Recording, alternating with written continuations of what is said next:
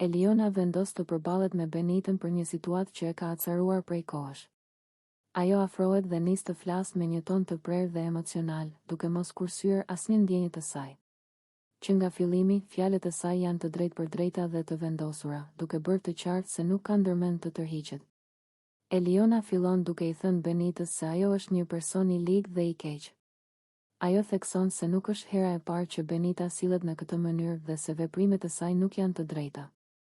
Fjalët e saj bien rënd në dhomë, duke krijuar një tension të menjëhershëm dhe dramatik që ndjehet nga të gjithë banorët. Ndërsa vazhdon debatin, Eliona i shpjegon se ndihet e lënduar dhe e shgënjur nga qëndrimet dhe veprimet e Benitës. Ajo i thotë se Benita nuk bën për asgjë, duke e quajtur atë një person kod dhe pa vlerë në situata të rëndësishme. Çdo fjalë e thënë është e mbushur me mlleth dhe shgënjim, duke treguar qartë që emocionet e saj janë të forta dhe të pakontrollueshme. Benita përpiqet të reagojë, por shikimi i Elionës është i ashpër dhe vendimtar. Ajo nuk lë hapësirë për diskutim dhe nuk pranon asnjë justifikim. Eliona përsërit disa herë se ata nuk janë mirë dhe se marrëdhëniet brenda shtëpisë nuk mund të funksionojnë kështu. Fjalët e saj janë të fuqishme dhe dramatike, duke bërë që çdo banor tjetër të ndjejë tensionin e situatës. Gjatë debatit, Eliona nuk ndalet. Ajo i tregon Benitës se çdo përpjekje për të ndrequr situatën është e kodë dhe se ajo nuk mund të ndërtojë asgjë me dikë që sillet në mënyrë kaq të keqe.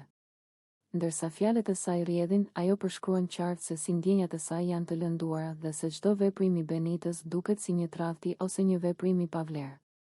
Debati vazhdon për disa minuta, duke u bërë gjithnjë më i tensionuar dhe emocional. Atmosfera brenda dhomës është e ngarkuar me mlleth dhe shgënjim, dhe çdo fjalë e Elionës e bën momentin të ndjerë dhe dramatik. Shikimet, heshtjet dhe veprimet e vogla e bëjnë situatën të duket edhe më intensive. Në fund, mesazhi i Elionës është i qartë dhe i prerë. Ajo nuk mund të ndjejë asgjë pozitive për Benitën dhe nuk do të lejojë që veprimet e saj të ndikojnë më në emocionet e saj. Ky moment nuk është thjesht një përplasje verbale, por një pikë kthese emocionale që do të ndikojë në marrëdhëniet dhe dinamikën brenda shtëpisë për ditët në vazhdim.